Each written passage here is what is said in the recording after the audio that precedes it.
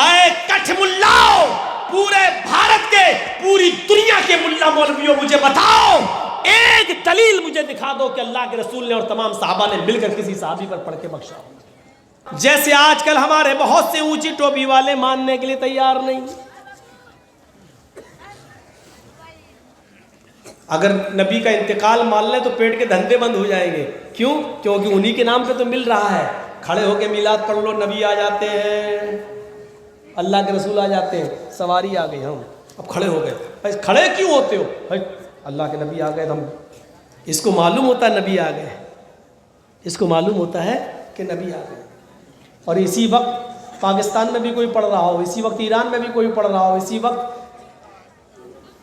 امریکہ میں بھی کوئی پڑھ رہا ہو, تو اس سے پوچھو کہ اللہ کے رسول تو اکیلے پوری دنیا میں کیسے جاتے ہوں گے, اسی وقت کہاں کہاں جائیں گے. تو کہتے ہٹ بدتمیز. جیسے ٹی وی میں ایک فلم آتی ہے شاہ رخ خان کی یا سلمان خان کی, ایک ہی چینل پہ چلتی ہے, پورے ہندوستان دیکھتا ہے اس کو, پورا انڈیا دیکھتا ہے. تو جب ایک آدمی کی تصویر پورے انڈیا کے گھروں میں جا سکتی ہے تو کیا ہمارے نبی پوری دنیا میں نہیں جا سکتے؟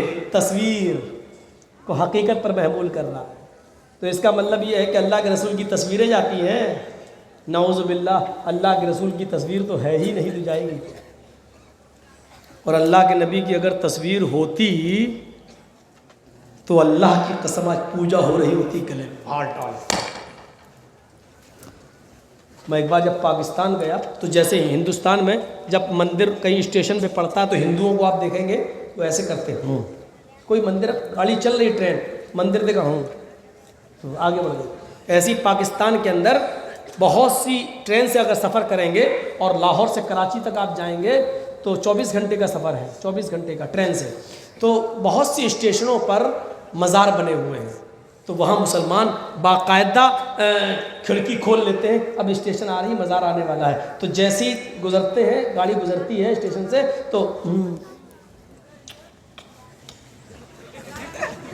ایسی کریں گے مزار, ایسے ہم لوگ اپنی آنکھوں سے دیکھیں گے. تو میرے بھائیوں یہ تصور دیکھیں, یہاں ہندو کر رہے ہیں, وہاں مسلمان پوجا. اگر اللہ کے رسول کی تصویر ہوتی کیا ہوتا, آج کیا ہوتا؟ جب مولویوں کی تصویر اور اپنے پیر کی تصویر جب لیتے ہیں تو دیکھتے موبائل میں تو اس کو حفاظت سے رکھتے ہیں, میرے پیر کا. یہ پیر کا حال ہے. اگر نبی ہوتے تو کیا ہوتا, نبی ہوتے تو کیا ہوتا. اور پیروں کا بھی عجیب حال ہے, پیروں کا بھی. اور ایک عورت تھی بیچاری, وہ اپنے اس کا آدمی کہتا تھا میں پیر ہوں, اس کی بیوی اس کو پیر ماننے کے لیے تیار نہیں تھی. تیرے جیسے 336 پیر دیکھے. تو ایک بار اس کی بیوی بولی تم پیر ہو؟ کہاں پیر تو آج میں نے دیکھا آسمان پر. کہا کیا دیکھا؟ ارے ہوا میں مصلی بچھا کر, جائے نماز بچھا کر کھڑا تھا اور نماز پڑھ رہا تھا, اور اڑتا ہوا جا رہا تھا. وہ تھا پیر. اس کو چڑھ گئی, شاید وہ کلیہ چک والی ہوگی, ڈرنک چڑھ گئی. تم نے دیکھا ہوا میں؟ ہاں تو جائے نماز بچھی تھی, ہاں کھڑا تھا اس پر, ہاں نماز پڑھ رہا تھا, ہاں. ارے وہ میں ہی تو تھا. اپنی بیوی کو بولا ارے وہ میں ہی تو تھا. اس کی بیوی بولی تم تھے؟ ہاں مجھے لگا تم تھے. کہا کیا مطلب؟ کہا اسی لیے ٹیڑھے ٹیڑھے اڑ رہے تھے, سیدھے اڑ بھی نہیں رہے تھے, ترچھے ترچھے جا رہے تھے, پھر بھی کمی نکالتے. ایک مرید نے خواب دیکھا کہ میرے پیر صاحب جنت میں ٹہل رہے ہیں. وہ بیچارہ آیا صبح ہو کر اپنے پیر کو خوشخبری سنانے کے لیے کہ ارے آپ نے تو بہت نیک کام کرے, آپ تو جنت میں. تو وہ گیا کہ اپنے پیر کو خوشخبری سناؤں. دروازہ کھڑکھڑایا تو کیا دیکھ رہا ہے کہ اندر آواز آ رہی ہے. اس نے دروازے میں کان لگایا تو کیا دیکھتا ہے کہ جس پیر کو خوشخبری سنانے آئے اس کی بیوی اس کو جھاڑو سے پیٹ رہی ہے, تڑا تڑا تڑا تڑا برس رہی ہے اس پہ جھاڑو. اب وہ آنے لگا, اب وہ کہہ رہا رک, بعد میں مان لینا کوئی آیا ہے, دروازے پہ کوئی آیا. اس کی بیوی کہتی چل پہلے دیکھ کون آیا, پھر ذرا پھر ماروں. وہ دروازہ کھولا تو یہ جا رہا تھا. اے بھیا ادھر آؤ. کہاں جا رہے ہو؟ ارے جا رہا ہوں یار. کہا کیا ہوا؟ ارے کچھ نہیں ہوا. ارے ادھر تو آؤ, کیوں آئے ہو بتاؤ تو. ارے یار رات میں نے خواب بہت اچھا دیکھا لیکن یہاں بہت برا حال ہے آپ. ارے بتاؤ تو کیا ہوا؟ ارے رات میں دیکھا کہ میرے پیر صاحب جنت میں ٹہل رہے ہیں, دودھ کی شہد کی نہریں, 70 حوروں کے بغل میں بیٹھے ہیں. یہاں تو ایک ہی حور سے پٹ رہے ہیں آپ, جھاڑو پڑ رہی ہیں آپ کو. میں سوچا تھا خوشخبری سناؤں, یہاں تو میرا دماغ ہی خراب ہو گیا. تو پیر صاحب بھی بڑے چالاک تھے, کہنے لگے تم نے جنت میں دیکھا, وہ بالکل صحیح دیکھا. کہا خاک صحیح دیکھا؟ مار کھا رہے ہو, بیوی کہاں سے پٹ رہا ہوں؟ کہہ رہا جنت. ارے میرے بھائی, بیوی کی جھاڑو کھا کھا کر پٹ پٹ کر جو صبر کیا میں نے, اسی صبر پر ہی تو اللہ نے جنت دی ہے مجھے. مجھے نماز اور روزے نے تھوڑی جنت دی ہے, بیوی کی مار کھا کر صبر کیا اس پر جنت ملی مجھے. تم نے صحیح دیکھا جنت میں مجھے. تم بھی بیوی کی مار کھایا کرو. اس نے کہا بھاگ, تیرے جیسا پیر کو میں طلاق دیتا ہوں. بھاگ, بیوی کی مار کھانے کے لیے بول رہا ہے. تو ایسے بھی پیر ہوتے ہیں. ایسے اگر تصویر ہوتی تو کیا حال ہوتا. بہت دنوں کے بعد آج تھوڑی سی پیری مریدی پہ بولے ہیں, بہت بولے ہیں, کیونکہ ایک پیر بیچارہ آپ کے بنگال میں ماحول خراب کرنے پہ تلا ہوا ہے. تلا ہوا ہے نا, جانتے ہوں گے نا. وَإِذَا تُلِيَتْ عَلَيْهِمْ آيَاتُهُ زَادَتْهُمْ إِيمَانًا. اللہ کے نبی کا انتقال ہو گیا, حضرت عمر نے تلوار نکال لی. اگر کسی نے کہہ دیا کہ نبی کا انتقال ہو گیا, اس کی گردن اڑا دیں گے. حضرت ابو بکر آئے, عمر فاروق کے ہاتھ سے تلوار چھینی, منبر رسول پر کھڑے ہوئے اور کیا کہا, عمر ہوش میں آؤ, ہوش میں آؤ. اے عمر کیا کہہ رہے ہو؟ اللہ کے نبی کا انتقال نہیں ہوا. کیا تم نے قرآن نہیں پڑھا؟ اللہ فرماتا ہے وَمَا مُحَمَّدٌ إِلَّا رَسُولٌ قَدْ خَلَتْ مِنْ قَبْلِهِ الرُّسُلُ أَفَإِن مَّاتَ أَوْ قُتِلَ انقلبتم عَلَىٰ أَعْقَابِكُمْ. محمد اللہ کے رسول ہیں, اگر یہ قتل کر دیے جائیں, أَفَإِن مَّاتَ, اگر یہ انتقال کر جائیں, او قتلا, یا میدان جنگ میں قتل کر دیے جائیں, تو کیا تم ایڑیوں کے بل پلٹ جاؤ گے؟ کیا تم دین کو چھوڑ دو گے؟ جو ایسا کرے گا وہ اللہ کا کچھ بھی نقصان نہیں کر سکتا. یعنی نبی کو موت آئے گی, آئی, اور یہ ہے اللہ میرے نبی پر 2 موتیں نازل نہیں کرے گا. اے عمر سنو, اور اے لوگوں سنو, تم لوگوں میں سے جو محمد کی عبادت کرتا تھا وہ سن لے. بخاری شریف کے الفاظ ہیں, اے اونچی ٹوپیوں والو سنو یہ الفاظ. اے قطب مینار کی ٹوپی لگا کے مردوں کے نام پر کھانے والوں, چادریں چڑھانے والوں, مردوں کی پوجا کرنے والوں, اور قبروں کو چومنے چاٹنے والوں, اور قبر پنچو سنو. حضرت عمر نے کہا من کان منکم یعبد محمدن, جو تم میں سے محمد کی عبادت کرتا تھا. عبادت تو اللہ کی ہوتی ہے, لیکن ابو بکر نے کیا کہا, تم میں سے جو محمد کی عبادت کرتا تھا وہ سن لے, فإن محمدن قد مات, محمد رسول اللہ کا انتقال ہو گیا, وہ اس دنیا میں نہ رہے. ومن کان منکم یعبد اللہ حی لا یموت, اور جو اللہ کی عبادت کرتا تھا وہ سن لے اللہ زندہ ہے, وہ کبھی مرے گا نہیں. اے عمر ہوش میں آؤ, اللہ میرے نبی کو 2 موتیں نہیں دے گا. جو موت آنی تھی وہ آ چکی ہے, اب دوبارہ موت نہیں آئے گی. میرے نبی اللہ کو پیارے ہو گئے. تو حضرت عمر فاروق نے قرآن کی جب یہ آیت سنی تو کیا کہا, اے ابو بکر, آج اس آیت نے میرے ایمان کو تازہ کر دیا, اور ایسا لگ رہا جیسے قرآن آج ہی نازل ہو رہا. قرآن کی آیتیں جو سنتے ہیں ایمان میں اضافہ ہو جاتا ہے. مسجدوں سے سنو, مولویوں سے سنو, ایمان میں اضافہ ہونا چاہیے.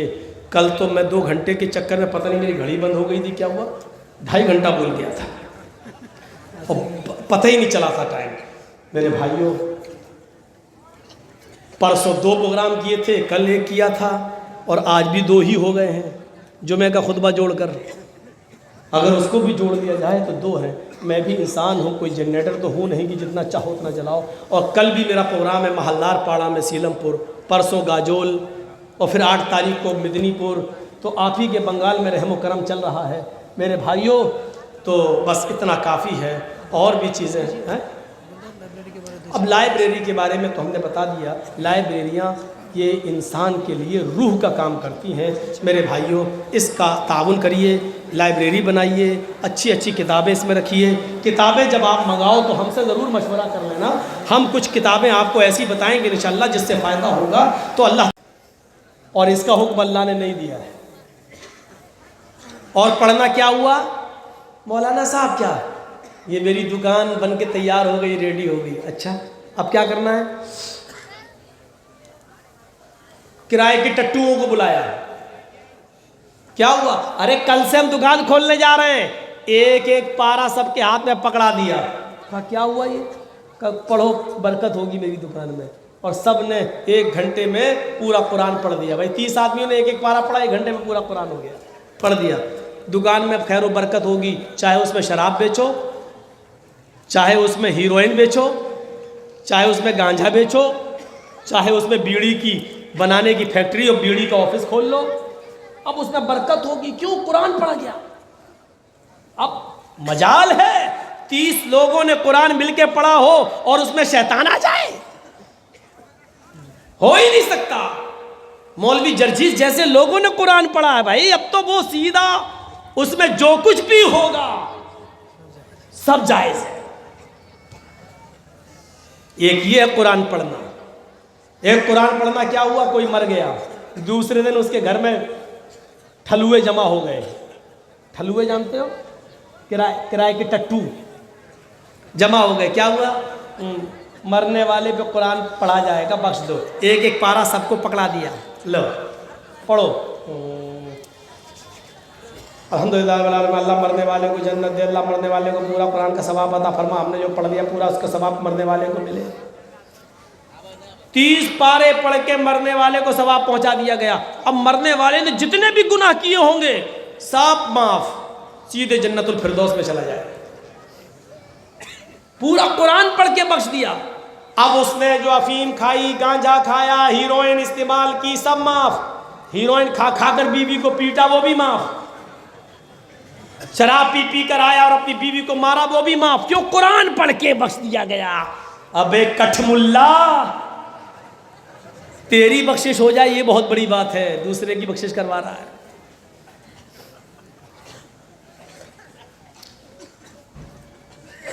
کہیں نہیں ملتا۔ اللہ کے رسول صلی اللہ علیہ وسلم اس دنیا سے رخصت ہوئے تو صحابہ کرام نے قرآن پڑھا ہو، ابو بکر اس دنیا سے رخصت ہوئے تو صحابہ نے قرآن پڑھا ہو، اللہ کے رسول صلی اللہ علیہ وسلم کی بیٹی زینب کا انتقال ہوا ہو تو اللہ کے رسول نے قرآن پڑھ کے بخشا ہو، اللہ کے نبی کی بیٹی رقیہ کا انتقال ہوا تو اللہ کے نبی نے قرآن پڑھ کے بخشا ہو، یا صحابہ نے آ کر قرآن پڑھا ہو۔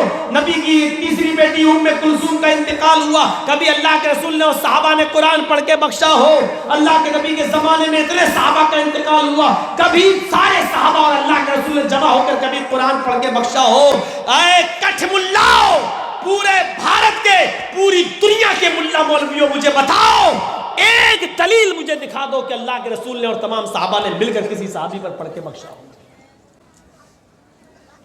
اب کیا جواب دیں گے اس کا؟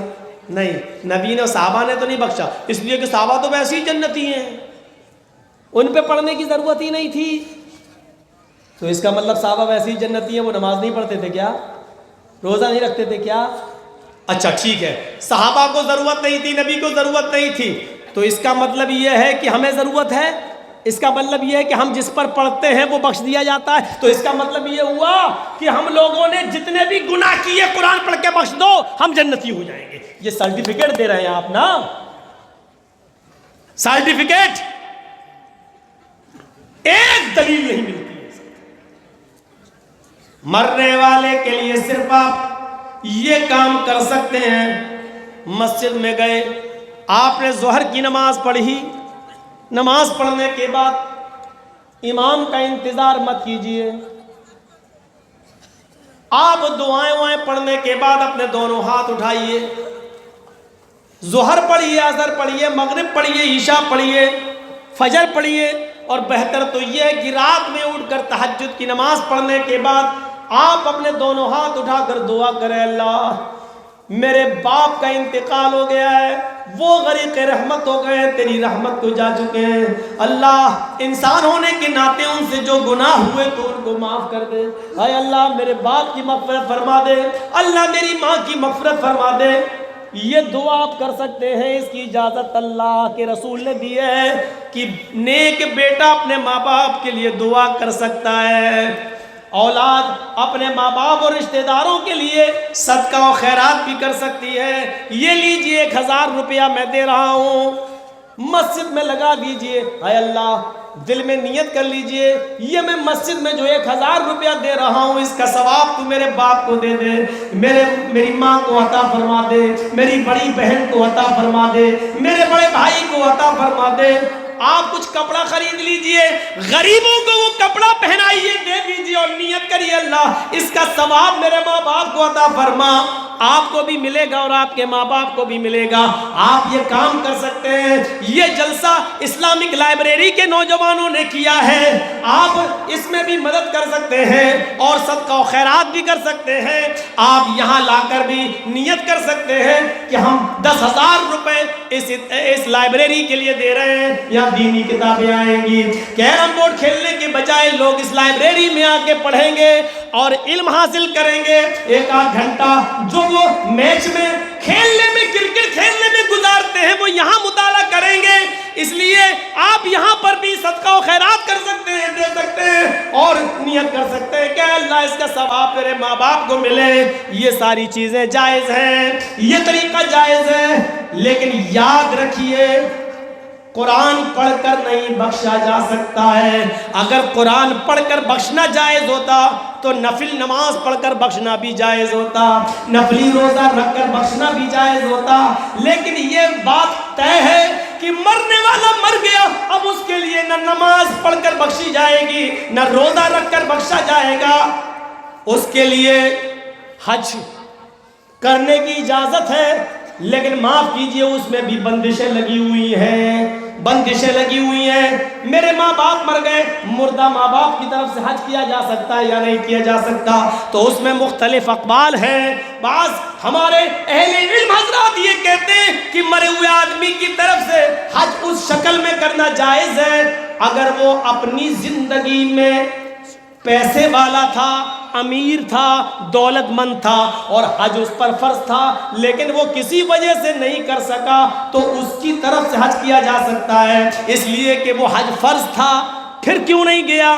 اس نے سوچا بیٹی کی شادی ہو جائے، بیٹے کی ہو جائے تب جائیں گے، حج فرض تھا پھر نہیں گیا تو اس کی طرف سے کیا جا سکتا ہے۔ جیسے ہمارے اوپر روزے فرض ہیں، ہم 30 روزے رکھنا چاہتے ہیں، رمضان کے 30 روزے، لیکن ہماری سفر میں 5 روزے چھوٹ گئے، رمضان کا مہینہ چلا گیا، 30 روزوں میں ہم نے 25 رکھے، 5 بیماری کی وجہ سے یا سفر میں چھوٹ گئے، نہیں رکھ پائے، دوسرا رمضان آنے سے پہلے ہمیں وہ 5 چھوٹے ہوئے روزے رکھنا تھے، لیکن بغیر رکھے ہوئے ہم مر گئے، ہمارا انتقال ہو گیا تو وہ 5 چھوٹے ہوئے روزے ہم پر قرض ہیں۔ اب یہ قرض ہمارا بیٹا اتارے گا، وہ 5 روزے رکھے گا، یا ہماری بیوی 5 روزے رکھے گی؟ جب تک یہ 5 روزے کا قرض ادا نہیں ہو جائے گا ہماری بخشش بھی ممکن نہیں ہے۔ میرے بھائیوں سوال جواب ہوگا، اس لیے اس کے اہل و عیال، اس کا بھائی، بیٹا، گھر کا کوئی قریبی، اقرب فالاقرب، جو زیادہ قریبی ہو وہ روزہ رکھے گا۔ ایسے ہی جب روزہ فرض تھا لیکن وہ 5 روزے چھوٹ گئے، نہیں سمجھ پائے آپ؟ رمضان کا مہینہ ہے، روزے پورے رکھنا ہے، 15 روزے ہی رکھ پائے، ہم مر گئے، انتقال ہو گیا، تب آپ پر 15 جو چھوٹے ہیں وہ نہیں رکھنا ہے آپ کو، کیونکہ آپ تو انتقال کر گئے۔ جب انتقال کر گئے، اذا مات الانسان فانقطع عملہ، جب انسان مر جائے تو اس کا عمل منقطع، وہ چھوٹے نہیں ہیں آپ کے، آپ تو بیچ میں ہی دم توڑ گئے، اس لیے جو روزے باقی ہیں وہ آپ کو نہیں رکھنا ہے۔ لیکن آپ نے پورا رمضان کا مہینہ پایا، پورے رمضان کے مہینے 30 آپ نے 30 دن پایا آپ نے، لیکن آپ کے 5 روزے چھوٹ گئے، 6 چھوٹ گئے، 10 چھوٹ گئے سفر کی وجہ سے یا بیماری کی وجہ سے، اور رمضان کا مہینہ ختم ہو کے آپ عید پہ بھی رہے، بقرعید میں بھی رہے، محرم پہ بھی رہے، آپ زندہ رہے اور دوسرا رمضان آنے سے پہلے آپ کا انتقال ہو گیا تو یہ چھوٹے ہوئے روزے ہیں جو آپ پر فرض تھے یہ آپ کے گھر والوں کو رکھنا پڑیں گے۔ ایسے ہی جس کے اوپر حج فرض تھا اور حج نہیں کر سکا تو اس کی طرف سے حج کیا جائے گا، اس کے بچے یا اس کے اہل و عیال حج کریں گے اس کی طرف سے، کیونکہ اس کے اوپر حج فرض تھا لیکن وہ غریب تھا، وہاں تک جانے کی طاقت ہی نہیں تھی، اس کے اوپر حج فرض ہی نہیں تھا، تب ایسی صورت میں اس کی طرف سے حج نہیں کیا جائے گا۔ ہاں ایک شکل ہے، اگر وہ مرنے سے پہلے یہ کہہ جائے میرے بیٹے اللہ نے مجھے تو کچھ نہیں دیا، ہم تو نہیں جا سکے حج کرنے، لیکن اللہ اگر تمہیں دے دے اور تم اپنا حج کراؤ اور پھر بھی اللہ تمہیں اور دے تو تم میری طرف سے بھی حج کر لینا، تب آپ کر سکتے ہیں، کیونکہ باپ وصیت کر گیا تھا۔ لیکن اب حج والی عبادت کو قرآن کے اوپر نہیں چسپا کی جائے گی، جو جہاں کی دلیل ہے وہ وہیں تک چلے گی، جو جہاں کی دلیل ہے وہ وہیں تک چلے گی۔ اب روزے پر قرآن کو آپ چسپا نہیں کر سکتے ہیں، ورنہ نماز پر بھی چسپا کرنا پڑے گا اور دوسری چیزوں پر بھی لاگو کرنا پڑے گا جو غلط ہوگا۔ مسئلہ آگے تو تلاوت کس کو کہتے ہیں؟ آج بتایا تھا میں نے، تلا یتلو کے معنی عربی میں ہوتے پیچھے پیچھے چلنا، قرآن کی تلاوت کرو اس کا مطلب یہ ہوا قرآن کے پیچھے پیچھے چلو۔ ایک آیت پڑھ لی رک جاؤ، اس کا معنی دیکھ لو، مطلب دیکھ لو، سمجھ لو، پہلے اس رب زدنی علما، اللہم رب زدنی علما۔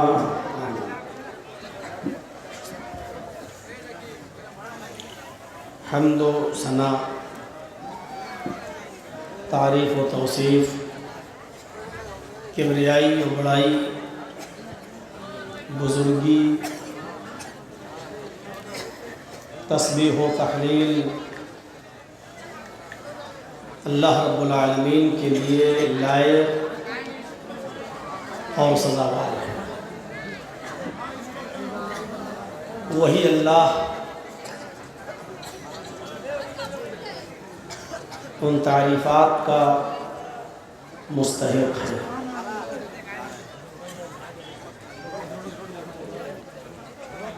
وہی ہمارا معبود ہے، وہی ہمارا مسجود ہے، ہم اسی اللہ کی عبادت کرتے ہیں اور اسی سے ہم مدد طلب کرتے ہیں، اسی کو سجدہ کرتے ہیں اور اس بات کا عقیدہ اور ایمان رکھتے ہیں کہ وہی احکم الحاکمین ہے، وہی رب العالمین ہے، وہی وحدہ لا شریک ہے اور وہی علی کل شیء قدیر ہے۔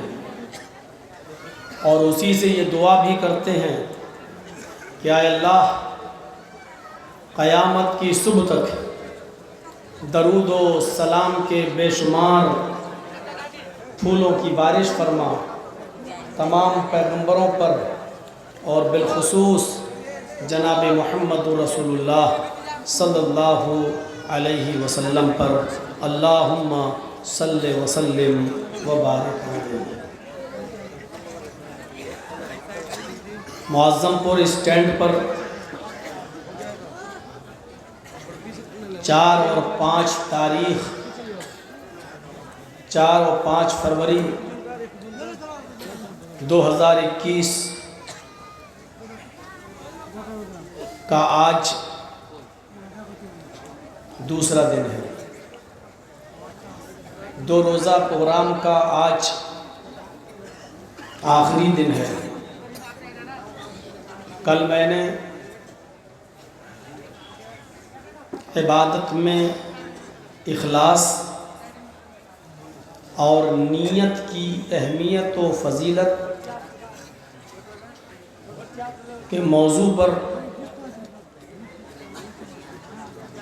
کچھ باتیں آپ کے سامنے رکھی تھی۔ آج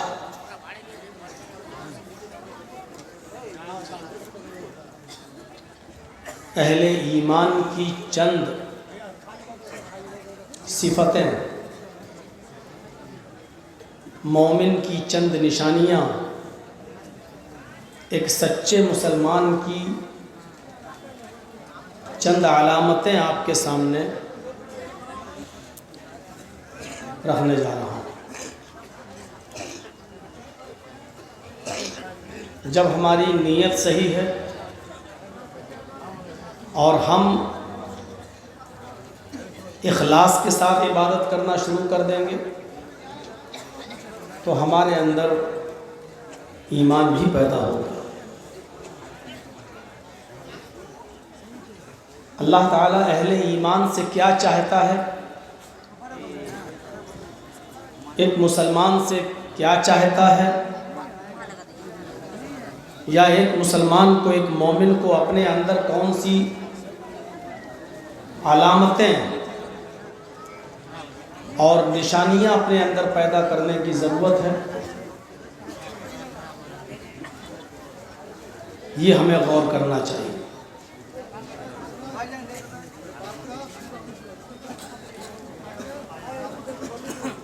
بھیا آپ خاموش ہو جاؤ۔ یہاں لفظ مومنون استعمال کر کر چند اوصاف بیان کیے ہیں اللہ تعالیٰ نے۔ میں چاہتا ہوں کہ اس آیت کو پھر سے آپ کے سامنے پڑھوں اور پھر اس کے ترجمے اور تشریح کی طرف آپ کو لے کے چلیں۔ انما المؤمنون الذين اذا ذكر الله وجلت قلوبهم واذا تليت عليهم آياته زادتهم ايمانا وعلى ربهم يتوكلون الذين يقيمون الصلاة ومما رزقناهم ينفقون۔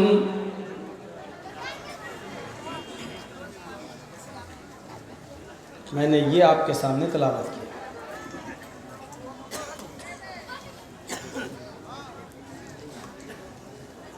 مومن تو وہ ہیں، ہم سب دعویٰ کرتے ہیں مسلمان ہونے کا، لیکن اللہ کس کو کہہ رہا ہے؟ انما المؤمنون الذين اذا ذكر الله وجلت قلوبهم۔ مومن تو وہ ہیں کہ جب ان کے سامنے اللہ کا نام لیا جاتا ہے، اللہ کا ذکر کیا جاتا ہے، اللہ کا نام لیا جاتا ہے، وجلت قلوبہم، تو ان کے دل دہل جاتے ہیں، ان کے دل کانپ اٹھتے ہیں، ان کے دلوں میں خوف و دہشت پیدا ہو جاتی ہے۔ کیا اللہ کا نام سن کر ہمارے دلوں میں خوف، دہشت، ڈر پیدا ہوتا ہے؟ محاسبہ کریے۔ ہر مسلمان جو یہاں بیٹھا ہوا ہے احتساب نفس اپنے آپ سے سوال کرے۔ ہم آپ کی زندگی میں انٹرفیئر نہیں کرنا چاہتے ہیں، آپ ہماری زندگی میں مت کیجیے، لیکن ہر مسلمان خود سوچے۔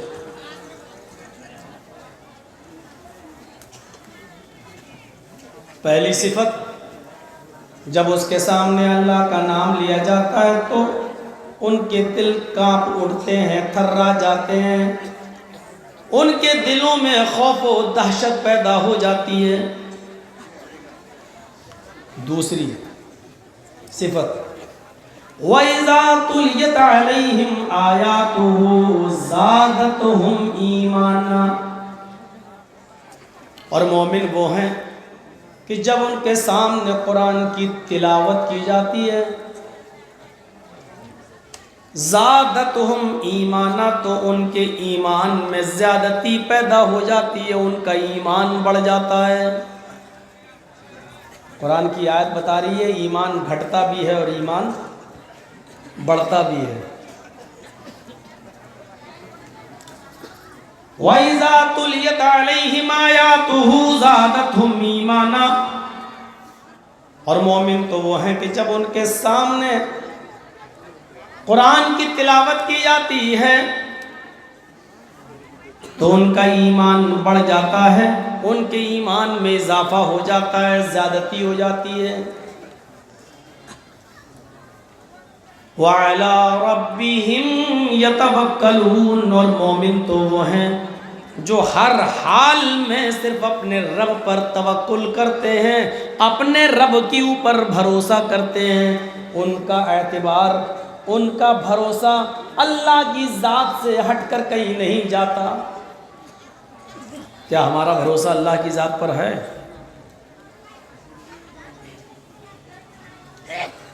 قرآن پڑھا جاتا ہے؟ پڑھا جاتا ہے نہیں۔ جب قرآن کی تلاوت ہوتی ہے تو ان کا ایمان بڑھ جاتا ہے۔ قرآن پڑھنا ایک الگ چیز ہے اور قرآن کی تلاوت ایک الگ چیز ہے۔ آج جمعہ کا خطبہ اسی مسجد میں نے دیا تھا اور میں نے پورے خطبے میں یہی بتایا تھا کہ تلاوت کسے کہتے ہیں اور پڑھنا کسے کہتے ہیں۔ آج ہی اللہ تعالیٰ نے قرآن پڑھنے کے لیے کہیں نہیں کہا ہے، اللہ نے قرآن کی تلاوت کے لیے کہا ہے۔ یہ مولانا صاحب یہ کیا لے کے آ گئے؟ اب پڑھنا الگ ہو گیا اور تلاوت کرنا الگ ہو گیا۔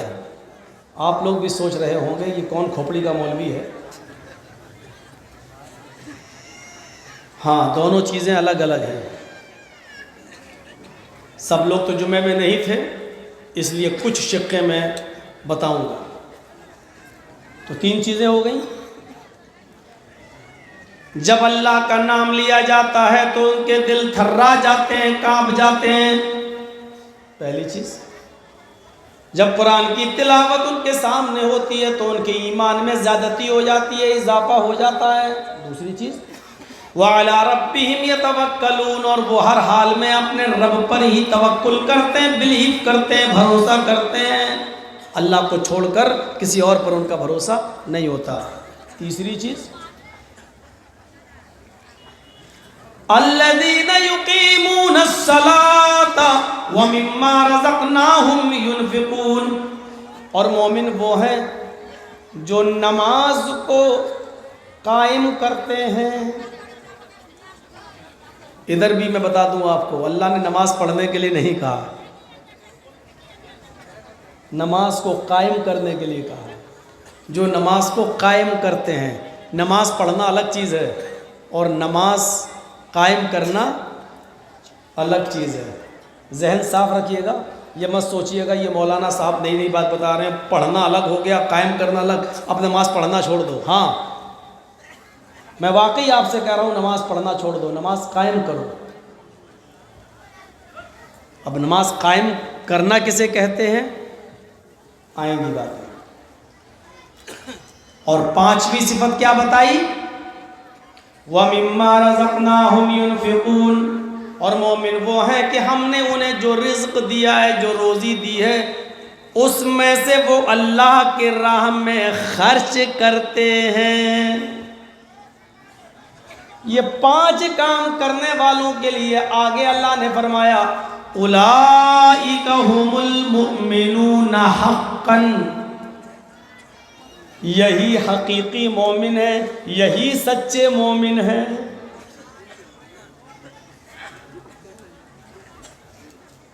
دیکھ رہے ہیں، اولئک ھم المؤمنون حقا، یہی سچے مومن ہیں جو اپنے اندر یہ چیزیں پیدا کیے ہوئے ہیں۔ اب پہلی چیز پر آئیے، انما المؤمنون الذین اذا ذکر اللہ وجلت قلوبهم، اللہ کے نیک بندے وہ ہیں، مومن بندے وہ ہیں جب ان کے سامنے اللہ کا نام لیا جاتا ہے تو ان کے دل کانپ جاتے ہیں، ان کے دل تھرا جاتے ہیں۔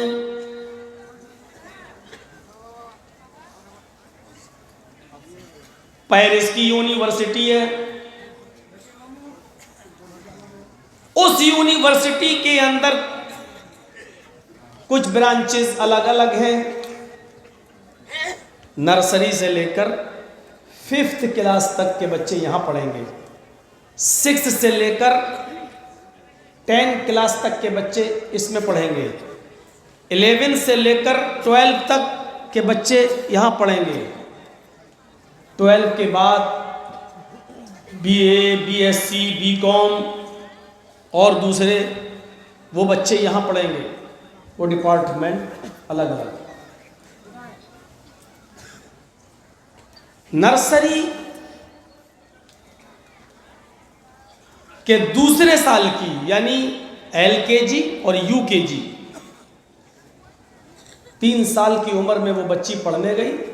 छोटी सी बच्ची नर्सरी में थी।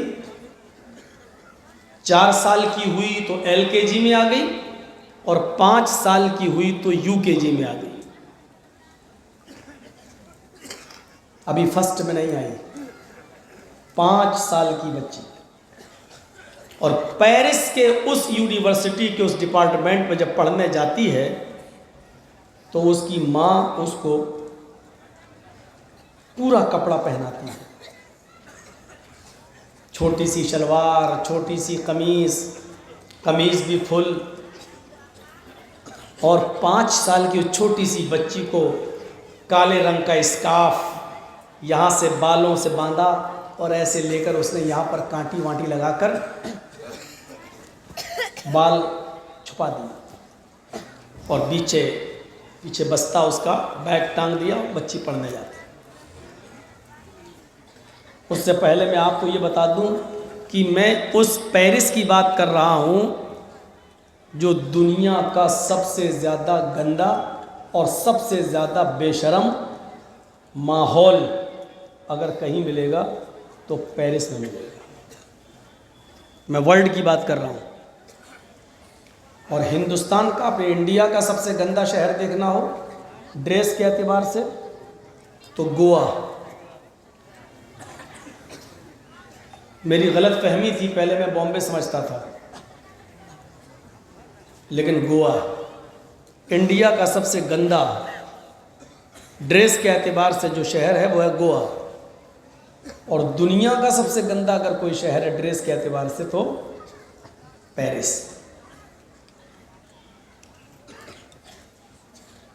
किसी भी डिपार्टमेंट के अंदर पेरिस में आज भी ड्रेस जो है, चाहे लड़कियां 18 साल की हो, 20 साल की हो, 22 साल की हो, घुटने से नीचे कपड़ा पहनना अलाउ नहीं है।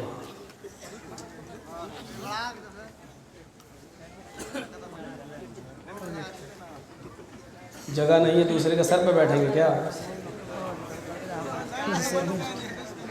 अरे बैठो ना, उल्टा सीधा बंगला मैं बोल दूंगा फिर आप लोग हंसेंगे। तो अरे बैठो ना यार, वहां कहाँ जा रहे हैं? अरे ना जा रहा है ना आ रहा है ना बैठ रहा, पता नहीं क्या। शादी हो गई तुम्हारी?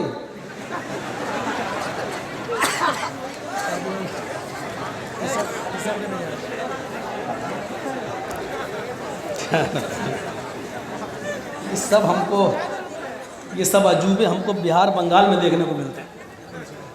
कर्नाटक, आंध्रा, कश्मीर, कहीं भी चले जाओ बड़े सुकून से सुनते हैं लोग। मजाल है कि किसी की आवाज़ निकल जाए।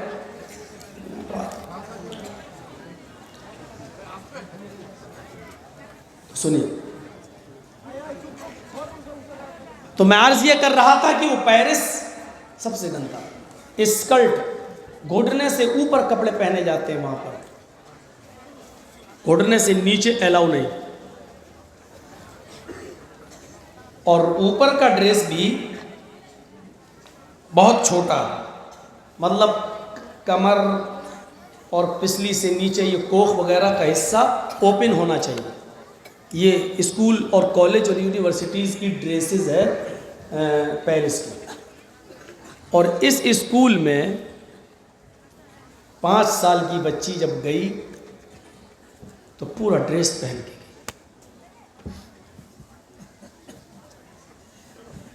ہیڈ مسٹریس کی نظر جب اس کے اوپر پڑی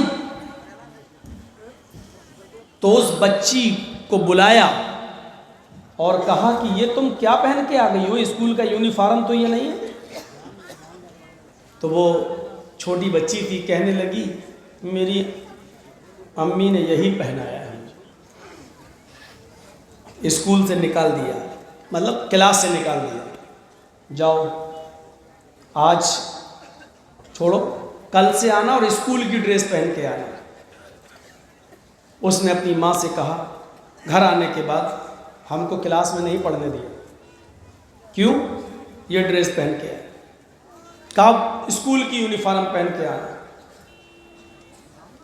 اس کی ماں نے کہا بیٹی کل تم پھر یہی ڈریس پہن کے جانا۔ دوسرے دن اس نے پھر بچی کو وہی ڈریس پہنائی۔ 5 سال کی بچی۔ ہم اپنے ماحول پر غور کر لیں اور کلیا چکے بازار میں گھوم کے دیکھ لیں، 20 اور 22 سال کی لڑکیاں بھی کیا کیا کپڑے پہن کے نکل رہی ہیں، کچھ کہنے کی ضرورت نہیں۔ اس بچی کا تھپڑ ان کے چہرے پر پڑے گا، پڑ رہا ہے۔ جوانی کے نشے میں ابھی تکلیف کا احساس نہیں ہو رہا ہے، یہ قیامت کے دن ہوگا۔ بچی کہتی ہے صبح ہو کر امی ہم یہ کپڑے پھر پہنا رہی ہو؟ کہا بیٹی وہ کپڑے اسکول کی ڈریس ہیں اور یہ کپڑے اللہ کی ڈریس ہیں۔ دیکھیے مائنڈ، بچے کا دماغ ماں کیسے بنا رہی ہے۔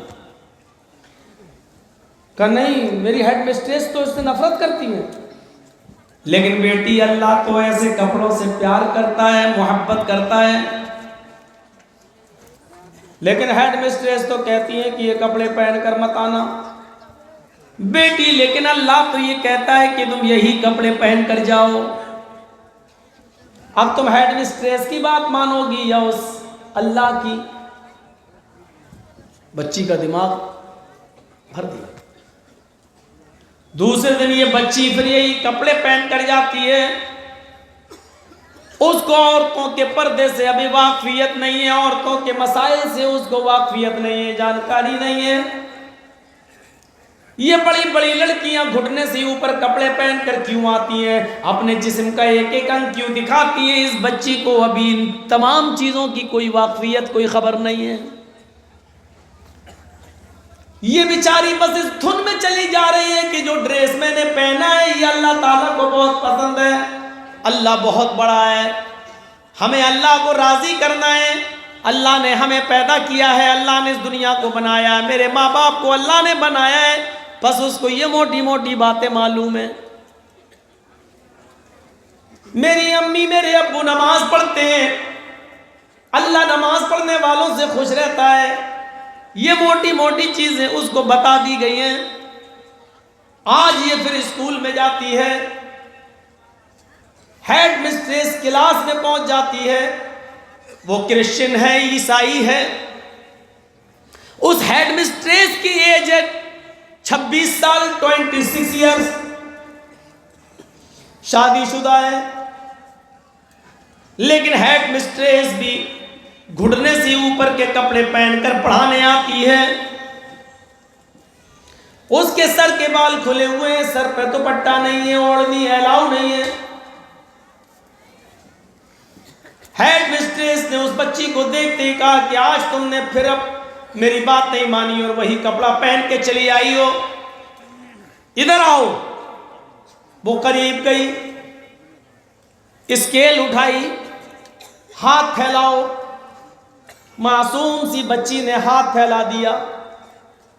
ہیڈ مسٹریس تابڑتوڑ اس معصوم بچی کے ہاتھ پر چھڑیاں برسانے لگی، اس ہاتھ میں مارتی، وہ بچی ہاتھ ادھر کر لیتی، دوسرا ہاتھ پھیلا دیتی، دوسرے ہاتھ میں مارتی، وہ ہاتھ بغل میں دبا لیتی، پہلا ہاتھ پھیلا دیتی۔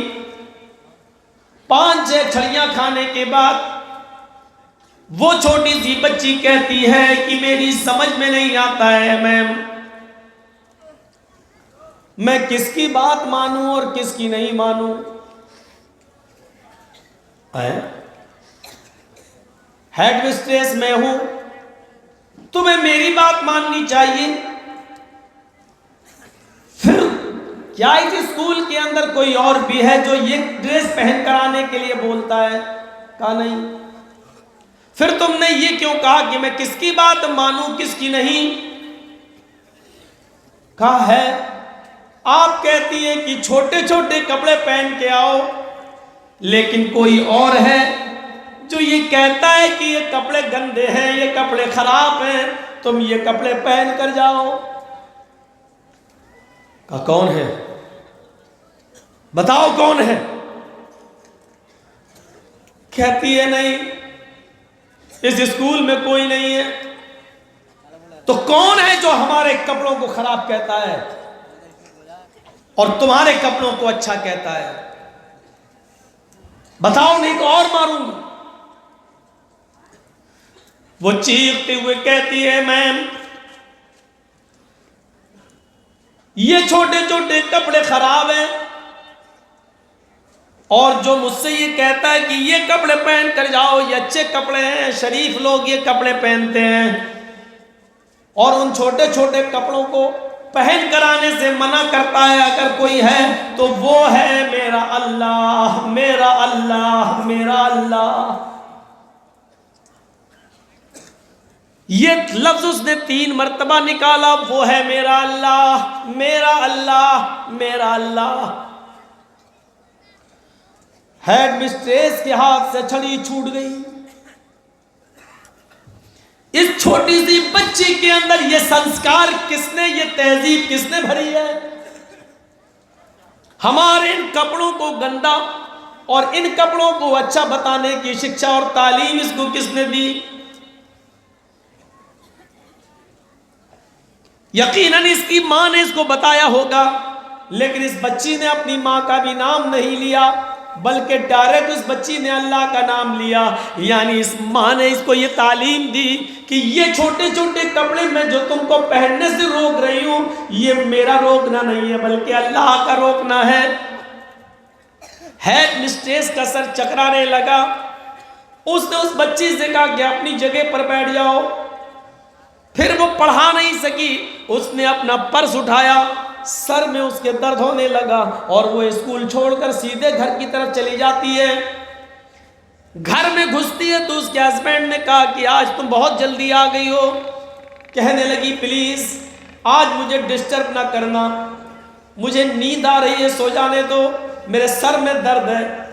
اس نے بلینکٹ کمبل کو اپنے اوپر ڈالا اور لیٹ گئی۔ جتنی دیر وہ بلینکٹ کے نیچے کمبل کے نیچے لیٹی تھی وہ سوچ رہی ہے، میری عمر 26 سال کی، جو کپڑے پہن کر میں اسکول میں جاتی ہوں، ان کپڑوں کو تو ہمارے نبی عیسیٰ مسیح نے بھی پہننے کا حکم نہیں دیا۔ آخر وہ کون سی کتاب ہے جس نے چھوٹی سی بچی کی زندگی بدل دی؟ اور اس کتاب پر عمل کرنے کے بعد اس کی ماں نے اپنی بچی کو اسکول سے نکالے جانے کے ڈر کے باوجود بھی یہی کپڑے پہنائے اور بھیجا۔ وہ یہی سوچتی رہی اور پوری رات اس نے اسی حال میں گزار دی، نہ کھایا نہ پیا۔ اور صبح ہو کر خود یہ عورت، یہ 26 سال کی کرسچن ہیڈ مسٹریس اس لڑکی کے گھر جاتی ہے اس بچی کے ساتھ کہ مجھے تمہاری امی سے ملنا ہے، اور بہت دیر تک اس کی ماں سے ملاقات کی اور کہا کہ مجھے بھی کچھ نصیحت کرو۔ تو اس چھوٹی سی 5 سال کی بچی کی ماں نے اس کو ایک قرآن دے دیا جو انگلش میں اس کا ٹرانسلیٹ تھا، یہ پڑھیے آپ۔ 2 مہینے اس نے قرآن کی اسٹڈی کی۔ سورہ بقرہ ختم ہونے کے بعد دھیرے دھیرے آگے بڑھتے بڑھتے جب وہ سورہ نساء پر پہنچی جہاں عورتوں کے مسائل بیان کیے گئے، سورہ نساء پوری پڑھنے کے بعد وہ چیخ اٹھی، لوگ جھوٹ بولتے ہیں، لوگ جھوٹ بولتے ہیں کہ اسلام نے عورت کو عزت نہیں دی، اسلام نے عورت کو مقام نہیں دیا، اسلام نے عورت کو وقار نہیں دیا، عزت نہیں دی۔ اسلام سے زیادہ تو عورت کی کوئی عزت کرنے والا ہے ہی نہیں، اسلام سے زیادہ عورت کی کوئی احترام کرنے والا، عزت کرنے والا کوئی مذہب ہی نہیں ہے۔ 2 مہینے کے بعد وہ اسی لڑکی کی ماں کے پاس آتی ہے اور کہتی ہے کہ مجھے بھی اسلام کا کلمہ پڑھا دو۔ اس عورت نے اس کو غسل کرایا اور پھر کلمہ پڑھایا، اشہد ان لا الہ الا اللہ و اشہد ان محمد عبدہ و رسولہ۔ وہ کلمہ پڑھ کر اسلام لے آتی ہے، اور جس دن سے اسلام لائی اس دن سے اسلامی لباس پہننا شروع کر دیا۔ یہ 26 سال کی ہیڈ مسٹریس جو کل تک اسکرٹ پہن کر جایا کرتی تھی پڑھانے کے لیے، آج شلوار پہنے ہوئے ہے، قمیص پہنے ہوئے ہے، ہاتھوں میں گلیوز بھی ہیں، پیروں میں ساکس بھی ہیں، اور سر کی اوپر عبایا، برقع بھی ہے، نقاب بھی ہے، چہرہ بھی چھپا ہوا ہے۔ اب وہ اس طریقے سے پڑھانے کے لیے جاتی ہے۔ پھر اس کے اوپر کیس ہوتا ہے اسکول مینجمنٹ کی طرف سے، پیرس کی عدالت میں وہ کیس لڑتی ہے، اور کیس لڑنے کے بعد پیرس کی عدالت اس کو یہ حکم سناتی ہے کہ تم اسلام لا چکی ہو، تم آزاد ہو، کوئی بھی مذہب اپنی مرضی سے اگر قبول کرتی ہو تو کسی کو کوئی اعتراض نہیں، اور اگر تم اپنی مرضی سے یہ ڈریس پہنتی ہو تو اس پر بھی اسکول مینجمنٹ کو اعتراض نہیں ہونا چاہیے، کیونکہ ہر انسان کو اپنی آزادی کے ساتھ جینے کی آزادی ہے، پہننے کی آزادی اور کھانے کی آزادی ہے۔ جب ہم کسی سے اسکرٹ اور اس سے بھی چھوٹے کپڑے پہننے کی آزادی نہیں چھین سکتے تو ہم کسی سے یہ آزادی بھی نہیں چھین سکتے کہ اگر وہ عبایا نقاب برقعے میں جانا چاہے تو ہمیں کیا اعتراض ہے؟ اس کی زندگی، اس کی لائف وہ جانے۔ مقدمہ جیت جاتی ہے، اور آج بھی وہ پیرس کی اسی یونیورسٹی میں نقاب لگا کے جاتی ہے۔ یہ چھوٹی سی بچی اس کے ایمان لانے کا ذریعہ بن گئی۔ اس بچی نے کیا کہا تھا؟ میری سمجھ میں نہیں آتا کہ میں کس کی مانوں کس کی نہیں۔ اچھا، کسی اور کی بھی مانتی ہو؟ کون ہے جو تمہیں یہ کپڑا پہن کر آنے کے لیے بولتا ہے؟ اس لڑکی نے کیا کہا تھا؟ وہ ہے میرا اللہ، میرا اللہ، میرا اللہ۔ کل تک غیر مسلم، کل تک عیسائی بھی اللہ کا نام سنتے تھے تو لرز جاتے تھے، چھڑی ان کے ہاتھ سے گر جایا کرتی تھی، اللہ کا خوف ان کے دلوں میں آ جایا کرتا تھا، اور یہی لفظ اللہ سن کر وہ بلینکٹ کے نیچے سوچنے پر مجبور ہو جایا کرتے تھے، اور اسی اللہ کے خوف کی وجہ سے وہ ایمان لانے پر مجبور ہو جایا کرتے تھے۔ یہ تھا اللہ کے نام کا ذکر۔ آج ہم ہیں، مسلمان ہیں، الحمدللہ مومن ہیں، اسلام کے ماننے والے، لیکن اللہ کا ادب اور احترام یہ ہے کہ مؤذن اذان دے رہا ہے، مسجد کی اونچائی پر کھڑے ہو کر اس کی آواز ہمارے کانوں میں آ رہی ہے، اللہ اکبر، اللہ اکبر، یہ آواز ہمارے کانوں میں آتی ہے، لیکن مسجد ہی کے بغل میں چائے کی ہوٹلوں پر ہم بیٹھے ہوئے ہیں، ہم چائے پی رہے ہوتے ہیں، جماعت ہو رہی ہوتی ہے لیکن ہم چائے پی رہے ہوتے ہیں، جماعت ہو کر نماز سے مسجدوں سے نکلتے ہوئے نمازی نکل رہے ہوتے ہیں، لیکن ہم کیرم بورڈ کھیل رہے ہوتے ہیں۔ میرے پیارے ساتھیوں، جب ہم مسلمان ہو کر اللہ کا نام آنے سے ہمارے دلوں میں کب کبھی پیدا نہیں ہوتی ہے تو غیروں کے دلوں میں کب کبھی کیوں پیدا ہوگی؟ جب ہم اللہ کا نام سن کر، اللہ کا ذکر سن کر جب ہمارے اندر، ہمارے دلوں میں دہشت تاری نہیں ہوتی ہے تو غیروں کے دلوں میں دہشت تاری کیسے ہوگی؟ ہم اندازہ لگائیں اور ایمانداری کے ساتھ بتاؤ، روڈ پر مسجد ہے، کیا اس مسجد سے نمازی جب نماز پڑھ کے نکلتے ہیں تو کیا ان کی آنکھوں کے سامنے ہوٹلوں پہ چائے نہیں پی جا رہی ہوتی ہے؟ کیا ان کے سامنے کیرم بورڈ نہیں کھیلے جا رہے ہوتے ہیں؟ کیا ان نمازیوں کے سامنے مسلمانوں کی دکانیں نہیں کھلی ہوئی ہوتی ہیں؟ کیا صرف ان مٹھی بھر نمازیوں کے لیے مسجد بنی تھی؟ تمہارے لیے نماز معاف تھی؟ تمہاری غیرت نے، تمہارے ایمان نے، تمہارے اسلام نے یہ کیسے گوارا کر لیا کہ اذان ہو جانے کے بعد بھی تم دکان کھولے بیٹھے ہو؟ تمہارے کلیجے اور تمہارے دل یہ کیسے برداشت کر لیتے ہیں؟ اذان ہو جانے کے بعد بھی تم دکانیں کھولے ہوئے ہو، اذان ہو جانے کے بعد بھی تمہیں مسجد میں جانے کی توفیق نہیں ہو رہی ہے۔ تمہارے دل اور تمہارے کلیجے اتنا بڑا کارنامہ کیسے انجام دینے پر مجبور ہو جاتے ہیں؟ میری سمجھ میں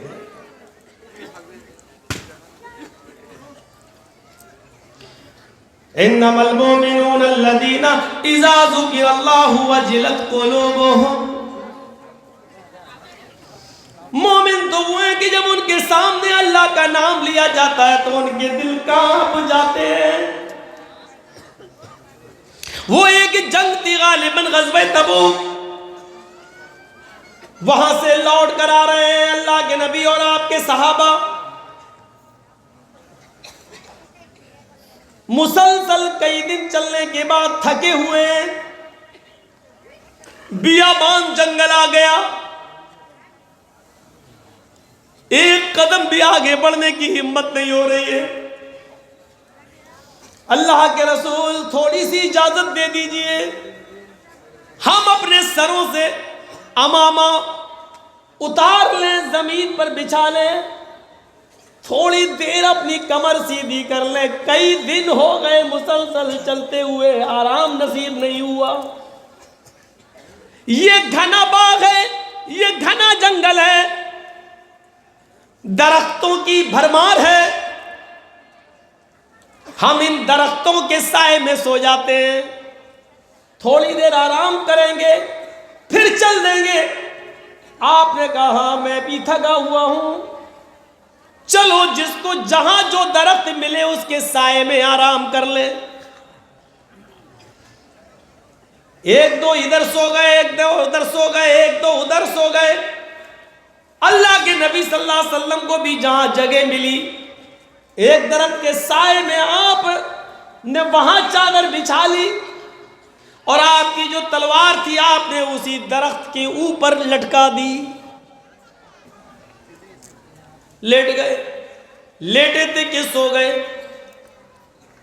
صحابہ تھکے تھے گہری نیند میں. کچھ صحابیوں کو کھراٹے بھی آ رہے ہیں. جب آدمی زیادہ تھکا ہوا ہو تو اس کو کھراٹے زیادہ آنے لگتے ہیں. حدیث کی کتابیں یہ کہتی ہیں کہ کھراٹے اللہ کے رسول صلی اللہ علیہ وسلم بھی لیا کرتے تھے، لیکن آپ کے کھراٹے بہت زوردار نہیں ہوا کرتے تھے. اتنی تیز نہیں کہ بغل میں میری بیوی لیٹی ہو وہ بھی نہ سو پائے. ہلکے ہلکے کھراٹے اللہ کے نبی کو بھی آتے تھے، اور شاید اس کی وجہ یہ تھی کہ دن بھر آپ دعوت و تبلیغ میں رہتے تھے، لوگوں کو سمجھاتے تھے، تھک جایا کرتے تھے اور تھکن کے بعد نیند اچھی آتی ہے. ایک بدوی آیا، ایک اعرابی آیا، اس نے دیکھا کہ اس درخت کے نیچے محمد ابن عبداللہ سو رہے ہیں. چلو آج کام تمام کر دیتے ہیں، جھمیلا ہی ختم کر دیتے ہیں، اچھا موقع ہے. محمد کو زندہ یا مردہ لانے پر 100 اونٹوں کا لالچ ہے، 100 اونٹوں کا انعام رکھا گیا ہے. آج موقع اچھا ہے، سارے ساتھی سوئے ہوئے ہیں، محمد رسول اللہ بھی گہری نیند میں سوئے ہوئے ہیں. ہمارے پاس تلوار نہیں ہے، محمد کی تلوار بھی لٹکی ہوئی ہے، تلوار بھی اسی کی، گردن بھی اسی کی. چڑھ گیا پیڑ پر،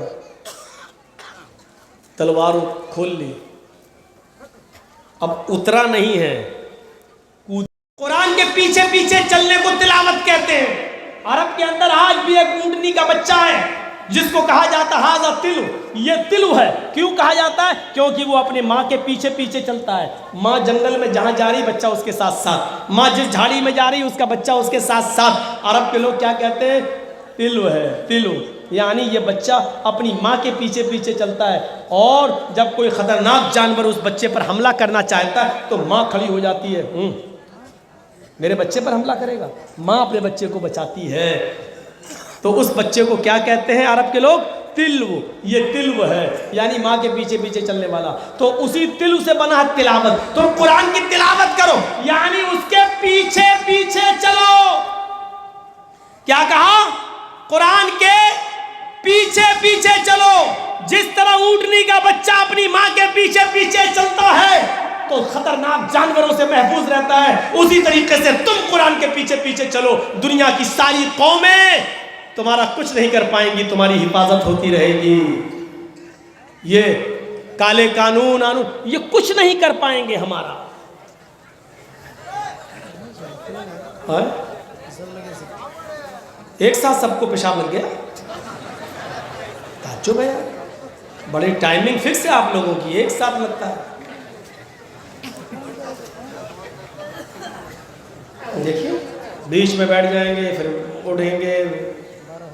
چلیے تو میرے بھائیوں، وَإِذَا تُلِيَتْ عَلَيْهِمْ زَادَتْهُمْ إِيمَانًا، جب تلاوت کی جاتی ہے تو ان کی ایمان میں زیادتی ہو جاتی ہے۔ فضل ابن عیاض بہت بڑے ڈاکو تھے پہلے، اور بعد میں بہت بڑے ولی اللہ بن گئے، اور جانتے ہو یہ ڈاکو سے ولی اللہ کیسے بنے؟ فضل ابن عیاض ڈاکہ ڈالا کرتے تھے، چوری کیا کرتے تھے، اور تالا توڑنے میں بڑے ماہر تھے، کیل سے، لوہے کے تار سے تالا توڑ لیتے تھے، بہت بڑے ڈاکو تھے۔ ایک مرتبہ ایک امیر آدمی کے گھر میں گھس گئے اور اس کی 5ویں منزل پر چلے گئے، وہاں تالا کھول دیا اور تجوری سے سارا مال نکال لیا، سونا چاندی سب کچھ نکال لیا۔ اچھا، کچھ چور اس زمانے میں بڑے ماہر بھی تھے۔ ایک آدمی نے جو بھی کمایا تھا سونا چاندی سب ایک تجوری میں رکھ دیا تھا، الماری میں، سیف میں، اور اس الماری پہ لکھ دیا تھا ھذا من فضل ربی، یا اس پر لکھا ہوا تھا ان اللہ یرزق من یشاء بغیر حساب، اللہ جس کو چاہتا بغیر حساب کے رزق دیتا ہے۔ چور پڑھا لکھا تھا قرآن، اس نے دیکھا اس پہ لکھا ہے ان اللہ یرزق من یشاء بغیر حساب، اللہ جس کو چاہتا بے حساب رزق دیتا، اسی میں سونا چاندی ہے۔ اس نے اسی کو توڑا اور واقعی اسی میں سونا چاندی نکلا، اس نے اس کو نکال لیا، سب بھر لیا، اور اس الماری پہ لکھ دیا ان اللہ مع الصابرین، چاک سے لکھ گیا ان اللہ مع الصابرین۔ دوسرے دن جب مالک اٹھا تو دیکھتا ہے قرآن کی آیت بدل گئی، ہم نے لکھا تھا یہ اور اپنے آپ یہ ہو گیا۔ واہ، اللہ کے کلام میں تو بڑی طاقت ہے، وہ تو معجزہ سمجھ رہا تھا۔ اس نے کہا کہ کھول کے دیکھیں، ہو سکتا ہے کہ میرے مال میں بھی 10 گنا اضافہ ہو گیا ہو۔ اس نے جو کھول کے دیکھا تو الماری خالی، سونا چاندی غائب۔ اس نے کہا اب سمجھ میں آیا کہ صبر کا معنی کیا ہے، ان اللہ مع الصابرین، اللہ صبر کرنے والوں کے ساتھ ہے۔ بغیر حساب و کتاب کے